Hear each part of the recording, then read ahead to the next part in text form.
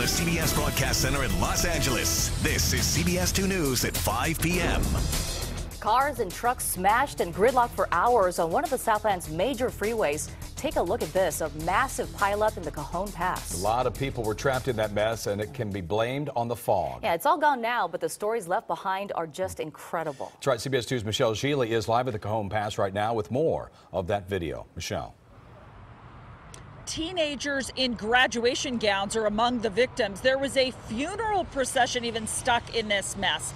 The CHP is blaming fog and speed for all of this, but luckily there were no deaths, no major injuries. It all started with a two-car wreck at the summit, then someone hit them, and it kept on going.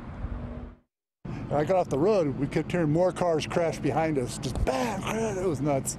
A chain reaction crash in heavy fog on the Cajon Pass in San Bernardino County injured more than a dozen people this morning.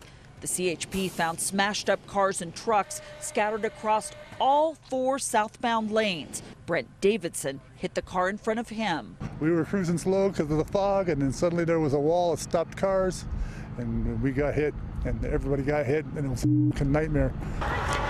Cell phone video and disturbing audio of a victim moaning was captured by a witness who stood on the side of the 15 freeway. Shocked drivers and passengers describe an awful scene that seemed to continue for several minutes. Officials say cars speeding in the bad weather couldn't avoid multiple wrecks ahead of them. Cajon Fisher and his sister were headed to their graduation ceremony. You could see cars in front of us hitting each other, and we just hit. And then after we got hit, like, I made sure everybody was okay in the car. We got out, and you could hear the cars behind us just smacking. Like, it was crazy. Lee Burns drives a semi-truck and says the visibility was about 50 feet at the Cajon summit where it happened. It was really, really thick. Okay. And some people wasn't quite allowing for that. Right. They was going pretty good. Kim Calder was one of several people who was rear-ended. Just feeling a little sore. Yeah, my neck, my lower back, my knee, my arm. We're going to get one of our officers to break away from the scene now and give you guys a ride down. Oh, Okay. Thank you. Victims Cajon Fisher and his sister Daisha were in the middle of it all, dressed in their caps and gowns. Their car was totaled. I don't know. I'm sad. A highway patrolman promised the kids and their mom a ride down the hill to Devore for the Mojave High School graduation. It was at 11. They postponed it till 12, but it's still past that time, so we're not going to get to walk today.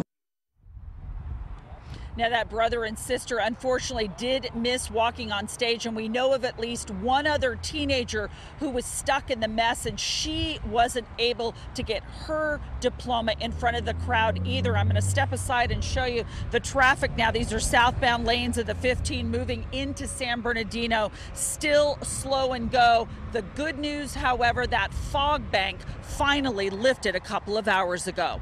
Live near Hesperia, I'm Michelle Gili. Back to you. Definitely sunshine there in the Cajon Pass, but it was definitely made gray across parts of the Southland today. From the beaches to the valley, it was chilly and drizzly. But you have to enjoy this while you can, because Garth says things are about to change, right, Garth? Yeah, we're going to have one more day of this. We're going to get some more heavy clouds up there as well. Behind me right now, that is Malibu, 68 degrees, socked in over in the Santa Monica mountain range. We'll see the same thing happen again tonight up towards the Cajon Pass as far as those low clouds. Getting a lot of cloud deck up there and you get to the peak. That's where you run it. You got to slow down. It's like we always talk about even on the freeway when we get rain and people just hauling through it. That's the problem. 65 degrees. Camarillo west-southwest winds just around 10 miles an hour there. But we do have a big warm-up on the way. We'll show you summertime coming up in just a few minutes. Back to you guys. All right, Garth, thank you. We have breaking news right now. A Southwest Airlines flight bound for LAX from San Francisco just made an emergency landing after reports of a fire on board. A flight 1250 was already as far south as Monterey when it turned around and came back to land safely at San Jose International Airport. There's no word yet if anyone was hurt or how severe that fire was. We'll, of course, update you as soon as more information becomes available. Okay. Oh my God. Oh my God. Oh, dude. Oh my God. And now to a disturbing front row seat to a dangerous police pursuit of a stolen vehicle. A CHP cruiser kept ramming into it to force the suspect to give up. CBS 2's Randy Page is live in Burbank this afternoon where that chase ended. Randy. That's right. This is precisely where this chase ended, and here's what it looked like. Oh, shoot. The people in this car watched it all unfold in front of them and posted the cell phone video to Facebook. I don't want to get hit by this guy. Can you guys lock the door? Oh my God. The stolen SUV will appear in front of that black car while the carjacker is surrounded by CHP officers. He's trying to pull a frantic U-turn. Watch him come around that truck. While he passes behind the blue SUV, the CHP tries a pit maneuver. Okay. Oh my God. Oh my God. Oh, dude. Oh my God. Oh my God. It's not over yet. Watch this. Watch out, watch out. Oh my God. After he slams into the blue SUV, he keeps on going. It all comes to an end a few moments later. Caroline Famers owns the white Durango the carjacker stole. She describes how it all started a few minutes before. I was just driving my car. Someone rear-ended me. I pulled up, stopped the car, came out to look at what the damage was, and the guy ran right by me, got in my car and took off and drove all over the place and has totaled my car. So, what were your thoughts when you saw your car being driven away? Well, it was crazy. It's crazy. The world's crazy. He was a crazy man, and I guess he was in a stolen vehicle and traded it in for my car and just took off. It's just really weird to see your car being driven off by someone else besides you. You must be thankful you weren't in the car at the time. Yeah, I'm very grateful.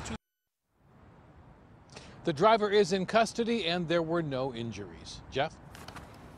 Randy, thank you so much. Now to some breaking news. A New York grand jury has voted to indict disgraced movie mogul Harvey Weinstein on 2 rape charges and a sex crime charge. The word came just hours after Weinstein refused to testify in front of the grand jury. His attorney said he didn't have enough time to prepare. The indictment involves 2 women. Weinstein turned himself in on Friday. He's free on bail and is now wearing a court-ordered locator around his ankle. Police have opened investigations on Weinstein in New York, London, and here in L.A.